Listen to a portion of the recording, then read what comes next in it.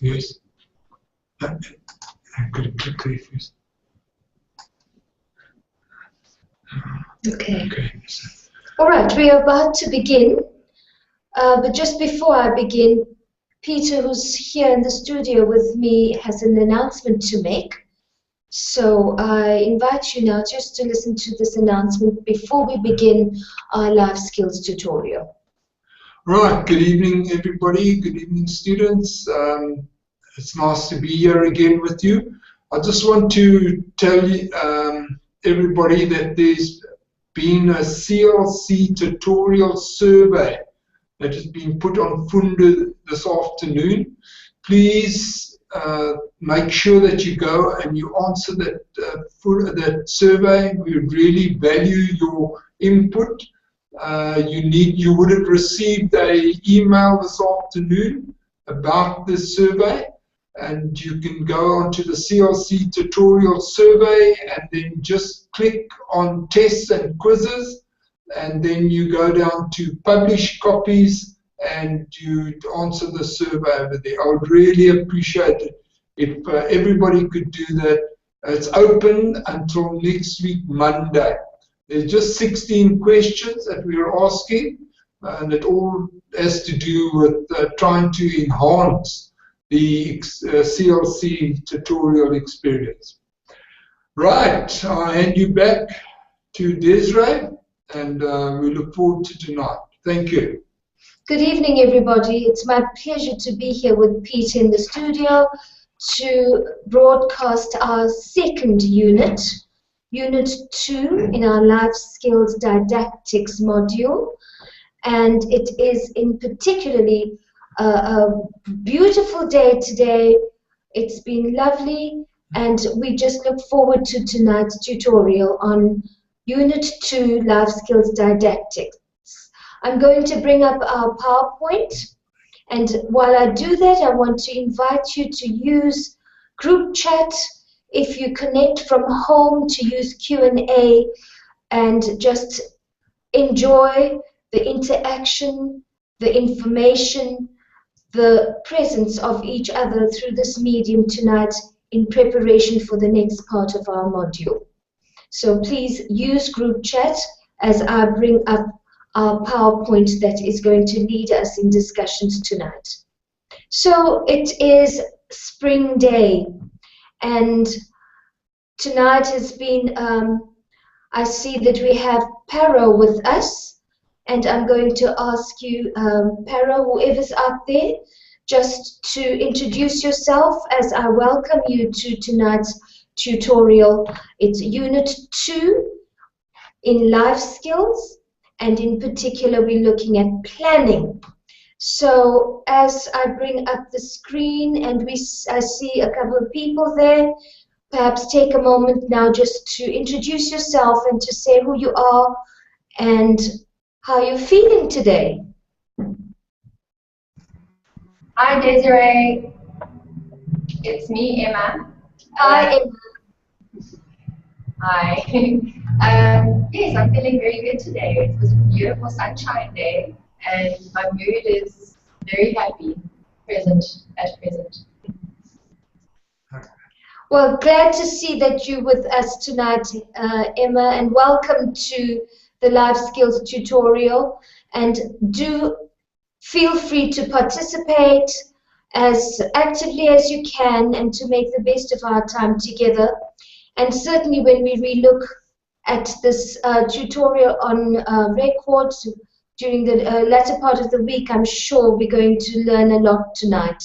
So welcome to you, and to those who will be watching and who will join us during the course of the evening, welcome to Life Skills tutorial number 2. Tonight we're going to be focusing on planning and preparing for our second assignment. Our unit is about planning and developing a range of learning and teaching activities. This comes out of module outcome 2. And in tonight's tutorial, I'm going to lead you through an opener, a short activity, And then we're going to look at some feedback on our first assignment, the discussion forum 1. And then I'm going to allow you to connect to a video that we're going to watch together that's going to demonstrate, it's actually a talk on lesson planning and the difference between curriculum design and lesson planning. Then I will take you through briefly assignment 1 and the requirements thereof. We'll then do an activity together and bring our tutorial to a conclusion when we look at where to next. So to get us started, I'd like you just to take a moment to read the quote from Albert Einstein, or by Albert Einstein, and then just do a quick write down of 3 things that excites you about teaching life skills, and then 3 things that concern you right now, especially coming out of discussion forum 1 and your experience of looking at the expectation that the curriculum demands of you in terms of preparing you to teach life skills. So Albert Einstein says, "I never teach my pupils. I only attempt to provide the conditions in which they can learn." That is quite a loaded statement, especially in our context in South Africa in this day and age, this 21st century classroom that we are being prepared for. So I'm going to give you a few minutes, not too much, just to quickly bullet down what excites you and what concerns you. And then we're going to be looking at that later as well.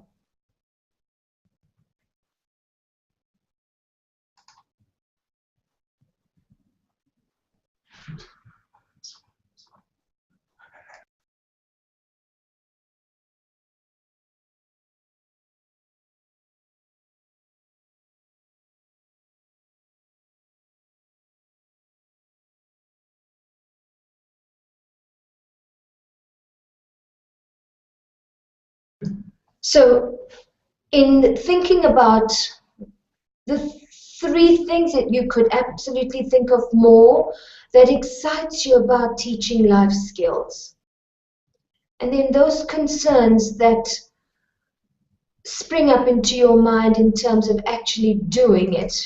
So while you ponder over that and perhaps make a few notes, I'm going to ask you to round that up and move to the next slide, which is about the discussion forum that we've just concluded a little while ago.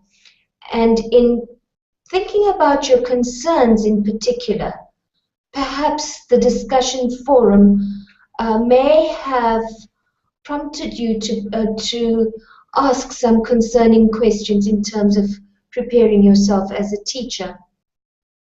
Here again, I'd like you just to take a few minutes to write a brief reflection on your participation, your experience. You have received feedback in terms of discussion forum 1, and ask yourself, what is it that you needed to do? What is it you needed to know? What did you know already? What would you still like to know about the content and the experience of discussion forum 1? As it helped to introduce the module to us and the curriculum, and what did you learn from that experience? So 2 quick reflective activities. I'm going to give you about 2 minutes to do that.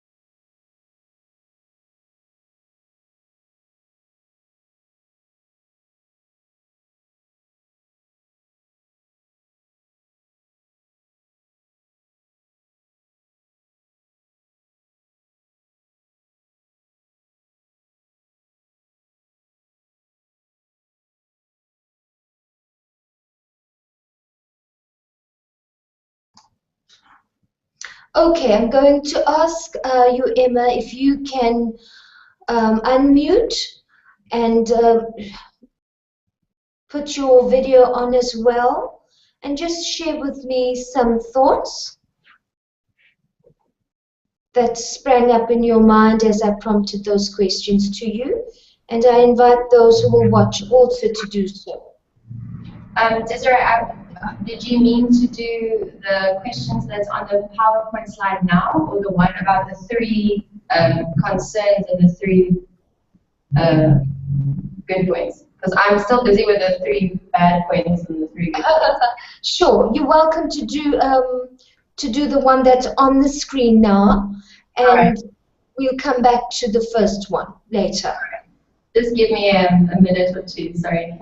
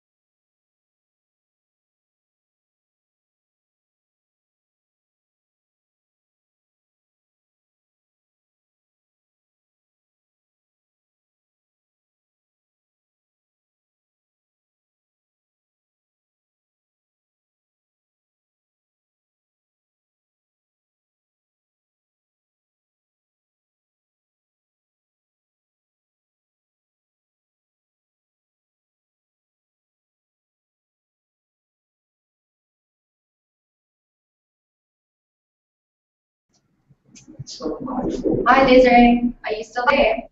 Yes, I'm here. I'm going to mute my microphone so that I can hear you better. All right, sure.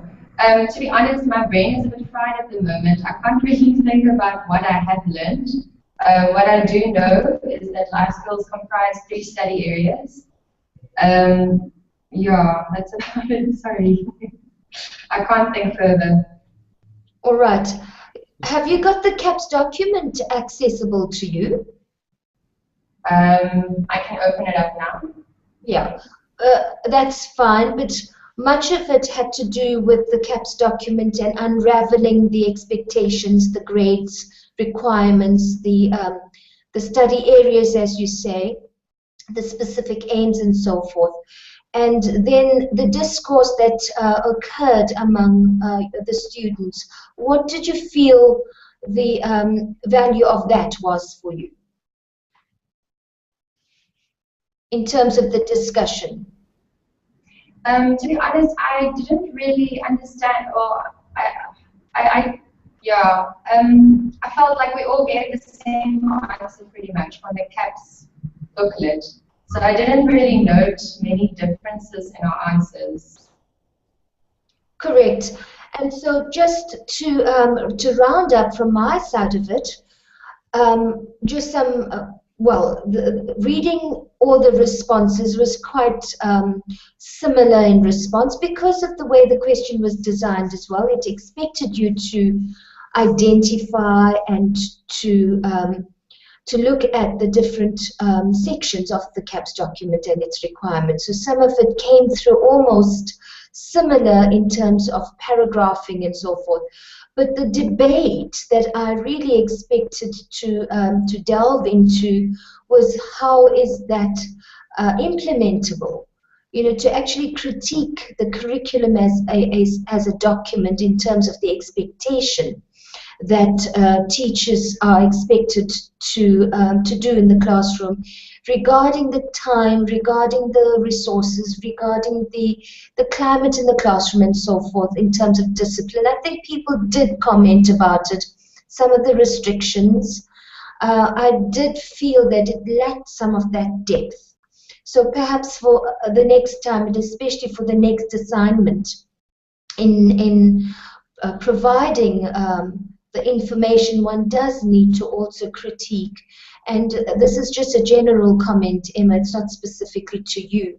The second thing is I found that if one or two comments were provided in terms of experience, if somebody wanted to share their experience, it often led the discussion on a different tangent and away from the topic at hand.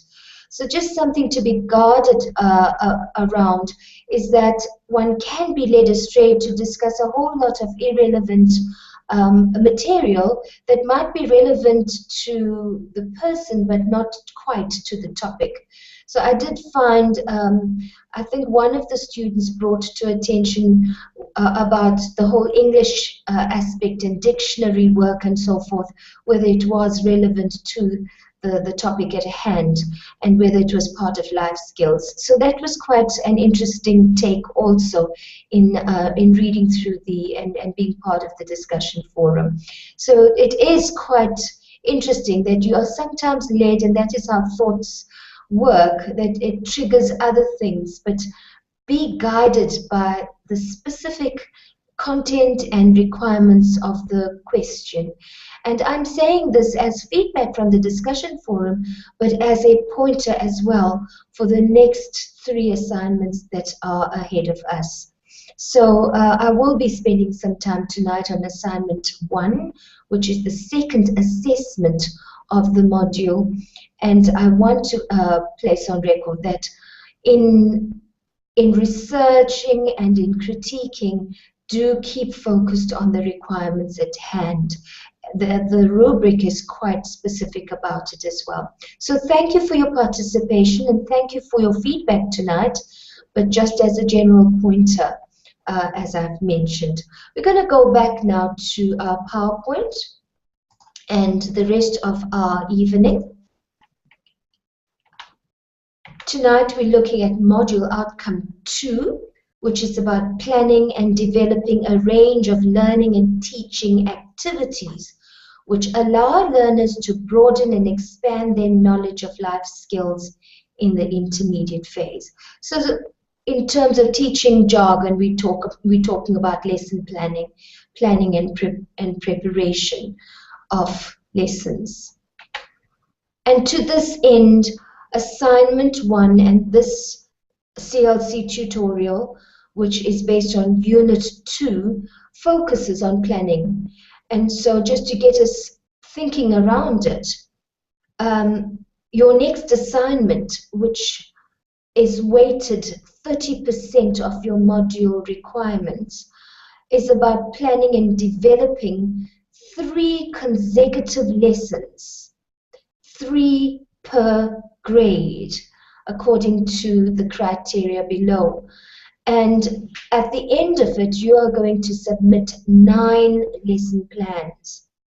So it might sound a lot of work, but as I go through the tutorial tonight, it will give you an idea of what is really required in terms of tabulating or preparing a lesson around these 3 consecutive lessons, around these 3 study areas. The question asks you to prepare 3 lessons on personal and social well-being for grade 6, on physical education for grade 5, and 3 lessons on creative arts for grade 4. And whilst doing that, you are going to include the relevant resources, books that you might consult, materials, your teaching aids. You're going to include content, a list of activities for you as a teacher and for the learners, how long it's going to take, and you're going to especially use CAPS to guide you in terms of the requirements for each of these grades. You're also going to present your answer in the form of a table with your supporting material. And the fun part of it is that you are going to design an appropriate, practical, user-friendly and meaningful table for you to capture your thoughts for your lesson. And you will use a format that you are going to design that you are comfortable with. There's not going to be any right or wrong template or design. You can use what you are familiar with or design a user-friendly one. What is going to be important is the headings and the details within that format. At this point, Emma, I'm going to ask you to submit any question that you might have on this assignment as you understand it. So perhaps you can unmute and get to your video, and looking at the question, what is it that you might need to inquire if there are any areas that might seem vague or you need clarity? Desiree, there aren't any questions. I think it's pretty straightforward. Thank you. Are you sure? Yes, thank you. Good to hear that. Good to hear that. So in saying that, I would like to encourage you to read the fine details in your module outline, the resources that are there, and especially the rubric that will guide you in terms of how to go about the fine details for this. The assignment is due in a week or so, and yeah, so do send me any queries that you might have. I'm glad to know that it's fairly straightforward. So in preparation for this, just to give you some structure and some scaffolding, I'm going to ask you now to watch this video with me, and it's going to provide you some background into identifying the difference between curriculum and curriculum design and curriculum planning, what she calls curriculum mapping, and lesson planning. And then we're going to have a question or two on it. So I'm going to bring up the video and we're going to watch it together using the format.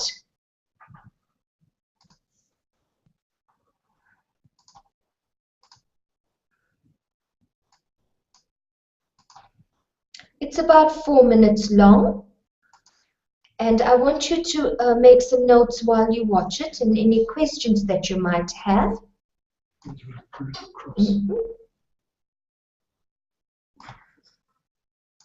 Just give me a moment as I bring it up. Okay, that's fine. Yeah.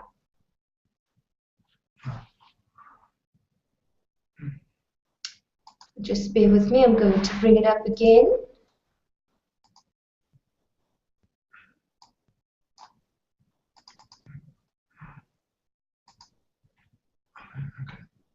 Okay.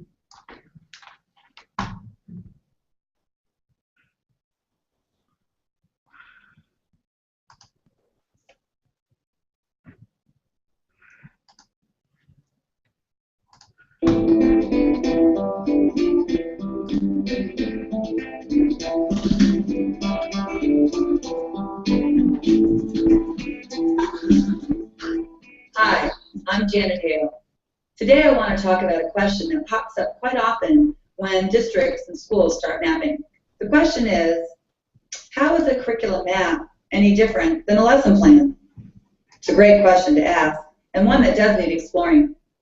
A curriculum map versus a lesson plan starts from first understanding the difference between teaching and learning. Without a doubt, those two go hand in hand.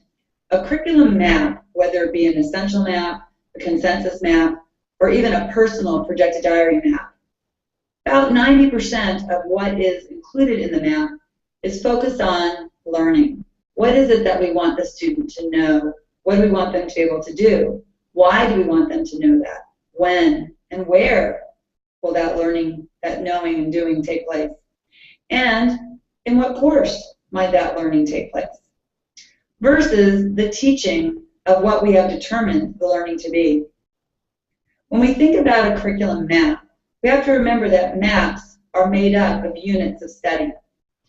In a unit of study, when we think about what is normally in one, we have big ideas, enduring understandings, essential questions, content, skills, all aligned to standards. Those are definitely a part of the learning, what it is we want the students to know and be able to do. We then oftentimes on a map also include what I sort of like to refer to as the hit it out of the ballpark activities or strategies that help the students in their learning. Quick example, if you were looking at a map and on the skills area, it says that the students are going to have to identify layers of the earth using a model. We would expect it to say the word model on the skill level. But what if I choose in my lesson plans to have the students using as a model an apple, where one of my neighbors might be choosing to use a styrofoam ball cut into sections? Both of us, our hows are different, but we're getting to the same learning, the skill that's being expected related back to the content. If I thought that was a really great way of making that learning stick, I might, on my map, put that particular activity in the activity area. But if you think about it, that was only one little section out of a bunch of lesson plans that I created to make the learning happen in that unit of study. So when I get asked what really is the difference between a curriculum map and lesson plans, it's important to remember that lesson plans are based heavily on the how, where the map is based on the learning, the teaching, the what we want the students to know and be able to do. So when I work in schools and districts where we want to develop essential maps, consensus maps, and projected diary maps, we want to realize the maps are heavily focusing on the learning. And all teachers, whether they're writing them out or thinking them, are still going to need those daily lesson plans. How am I going to get that learning across? Maybe my students are going to be their own teachers today. They're going to look for things on the web, or they're going to talk to each other, or interview other people in the school. With that, we want to make sure that the hows that we do collectively add up to ensure the learning takes place. So when we start mapping, we focus heavily on the maps themselves. What is it we want our students to know and be able to do? Then, as time goes on, we want to start bringing into our curriculum work the ability to also see our lesson plans that engage our students in that learning. With those two, the teaching and the learning, the curriculum maps and the lesson plans, we have a better understanding of our students as learners. With that, hopefully this will help clarify the slight difference, if you will, between teaching and learning and how that looks in a map and in lesson plans.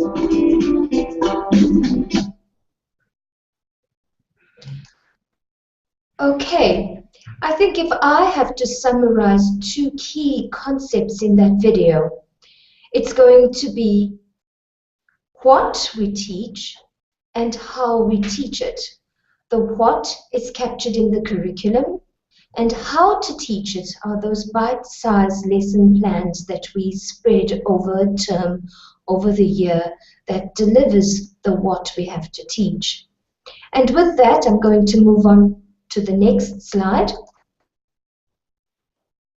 or the next activity on our slide, and that is to ask you, very briefly, quickly, write down, just think about, if you prefer, what is the difference in your mind from what you gathered between curriculum design or mapping and lesson planning, and how do they come together? How do they work?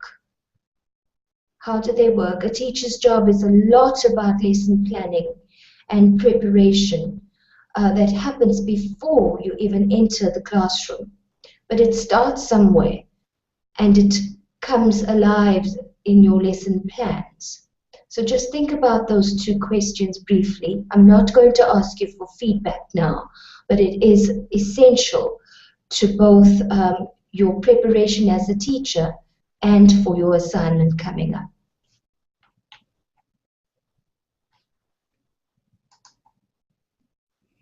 The next activity that I want you to do in preparation for your assignment is to now see how does the curriculum come together in your lesson plan through a brief activity that I have used the following from. I have showed you this breakdown of your life skills curriculum, and there are 3 study areas, as we've come to know. In personal and social well-being, there are 3 areas or 3 topics. Under physical education, there are also 3 topics, and creative arts are divided into several. Here you can see 8, but there are 3 main ones: visual, dance, drama. And what I have done is looking at personal and social development. Under personal and social development, we are looking at health and environment. And under health and environment, we're going to just use an example of teaching the food pyramid. So here's a very simple depiction of the food pyramid in terms of healthy eating and health and environment that comes out of personal and social development of our curriculum. Using this information, and I have on Funda, the resources subpage, some informational text that gives us more information on the food pyramid, but certainly textbooks have a lot, websites and so forth. But using this simple diagram that we see here, I want you to think about a lesson that you could plan using this as your main resource. And let's say it will be for a grade 6 class. So using this food pyramid as a resource, what kind of lesson could we design around it for a grade 6 class? I would like you to just think about an introduction to the lesson, how you would expand that lesson into its body, and how would you conclude the lesson in, say, a 40-minute period, a half an hour to a 40-minute period. You're welcome to make it an hour, but most life skills lessons are about 40 minutes in the intermediate phase, depending on the school's dynamics. So decide on 1 or 2 activities that could be generated out of this text, this visual text, and think about what could you do as a whole class activity, what could individual children do as an independent or a self-study, what could you design for a small group with peers, perhaps pair work, and what would you do for a group task using this diagram. So I'm going to give you at least 5 minutes just to plan around some thoughts here. What would your headings be? Draw a table that could capture the various parts of this lesson plan. But for discussion tonight, I would like some ideas on how would you introduce the lesson, what would you teach in between, and some activities for individual, peer, or group, and how would you end. So in doing that, I'm just going to leave this diagram and spend a few minutes on that.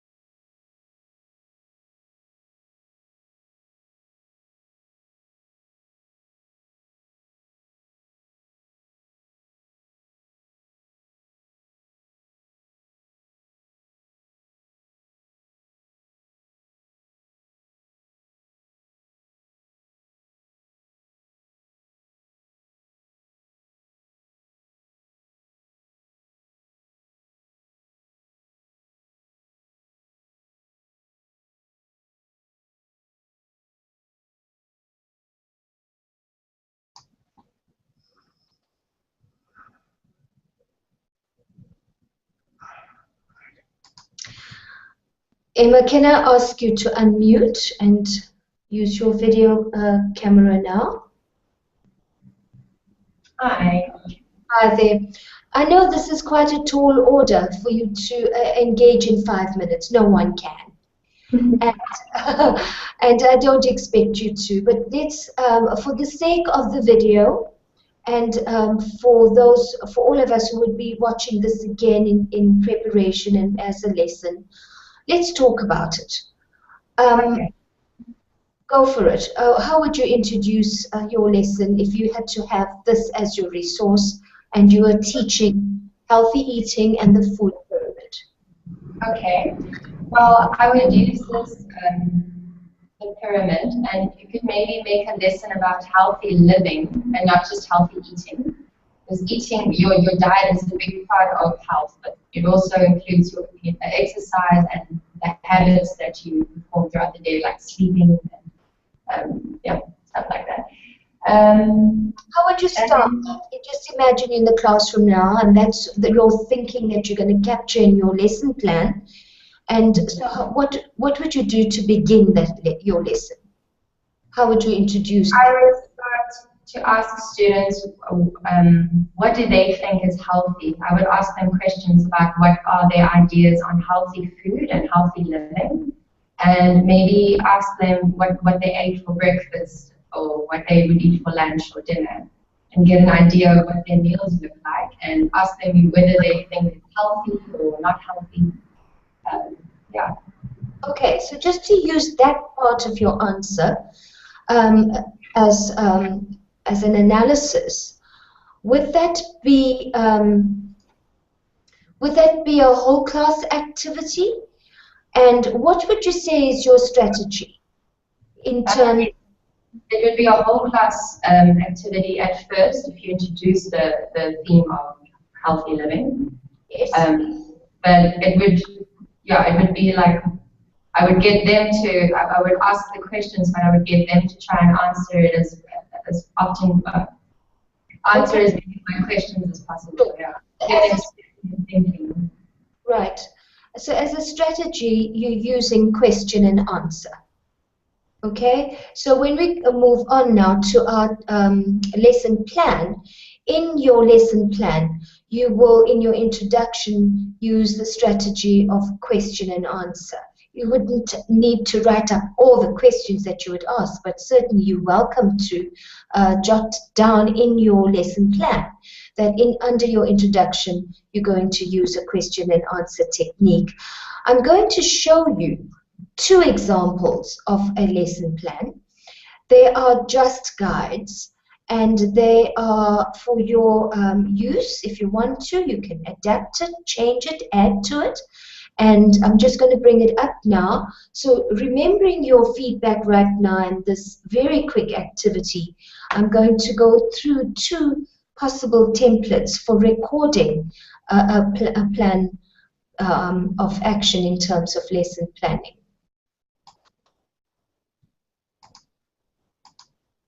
So the first template looks like this, right? And it's just a very straightforward list of details across a couple of pages where you write down your name, the term, the date, the school, and so forth, the subject. We now call it subjects and not learning areas, so life skills will be the subject. The study area will be health, personal and social development, and health and environment will be there, as well as a topic, perhaps would be healthy living, as you suggested, and the food pyramid. You would then write a list of resources. We used the diagram or the chart of the pyramid, and then your specific aims. What is it that you would like to achieve during the lesson?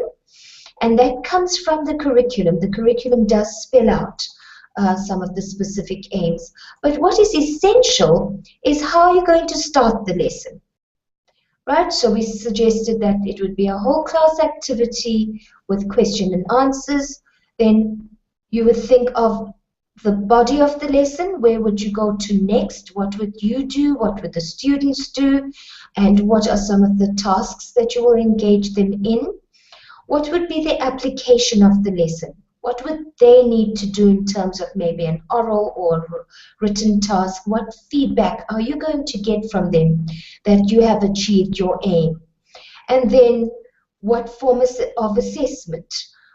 There might be ongoing, just brief observations through listening to their answers, perhaps, of your questions. Or you might have some structured formative assessments. Perhaps you're going to set a project for them to do, or an exercise, or maybe some research.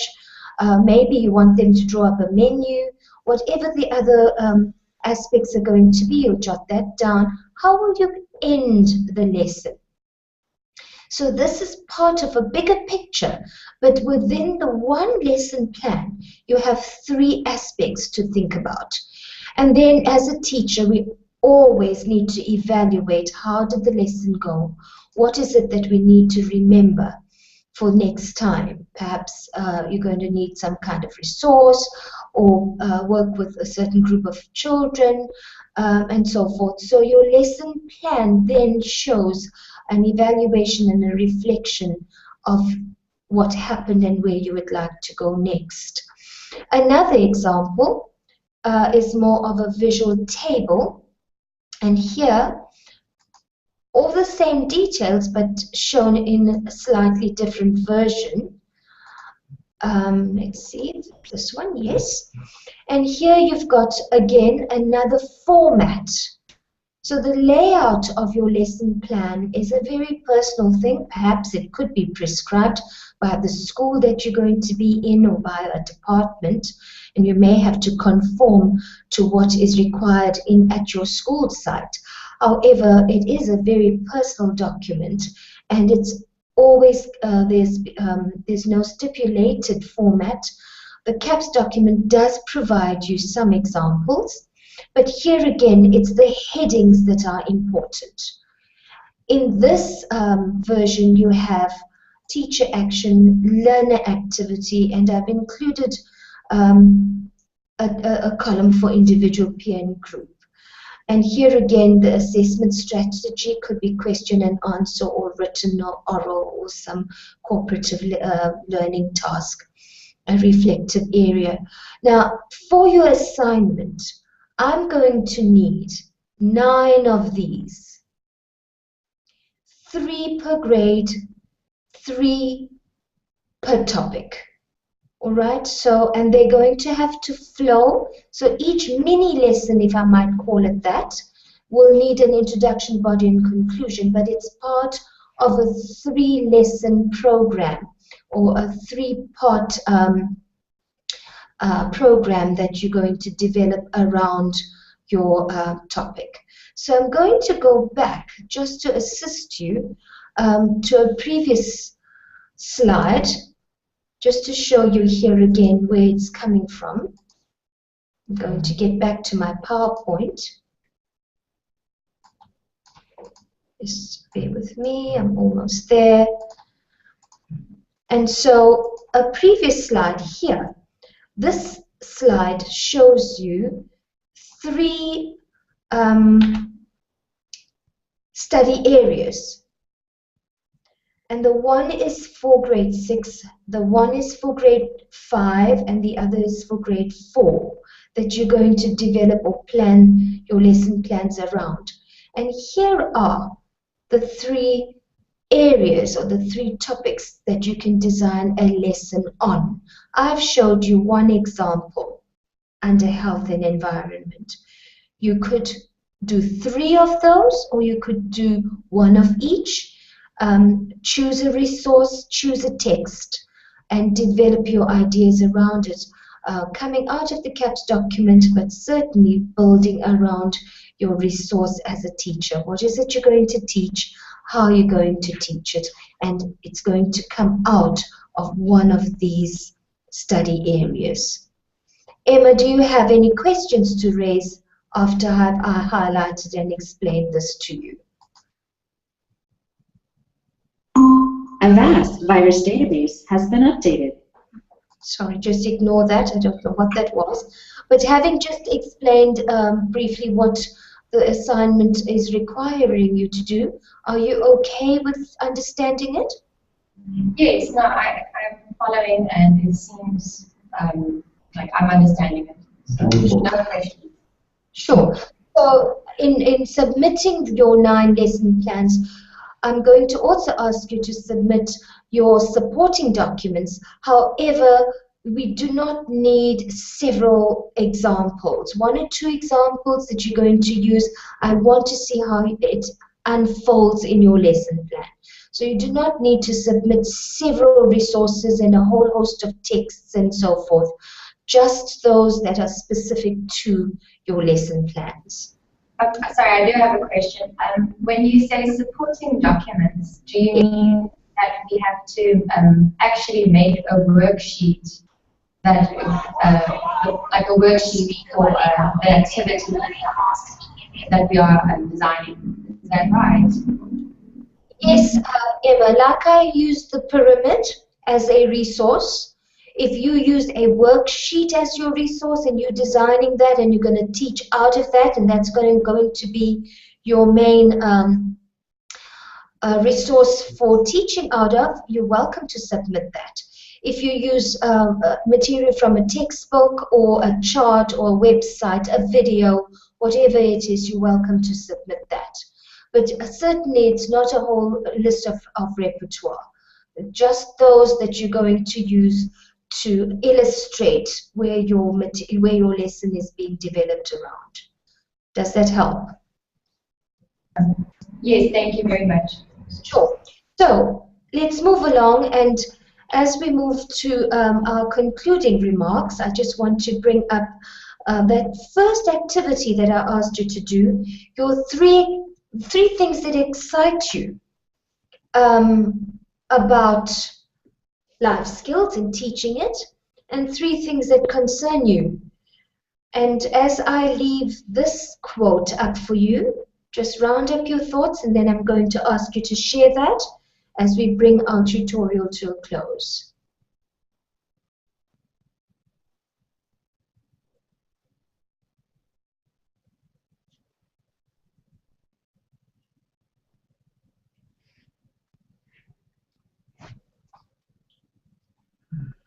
Okay, Emma, I'm going to give you this opportunity just to share your thoughts on your icebreaker. Well, when I read this quote, I agree with it. It's a good quote. Yes, and I think learning, a lot of our learning, most of our learning takes place through experience, which is the unhampered participation in a meaningful setting that I'm talking about. Yeah, that's my thought. Yeah. And what excites you about studying to teach life skills? Have you got maybe just one thing that you like? I'm actually a psychology major, so I'm hoping to go into educational psychology. So the personal and social well-being and development aspect of life skills really interests me more than physical education. Sure. That's brilliant. Thanks for sharing that. And what's your concern? Do you have a concern at all? Well, I haven't actually taught in South Africa before. I've only taught in South Korea, so and I've only taught English in South Korea, so I didn't even get a chance to teach life skills. But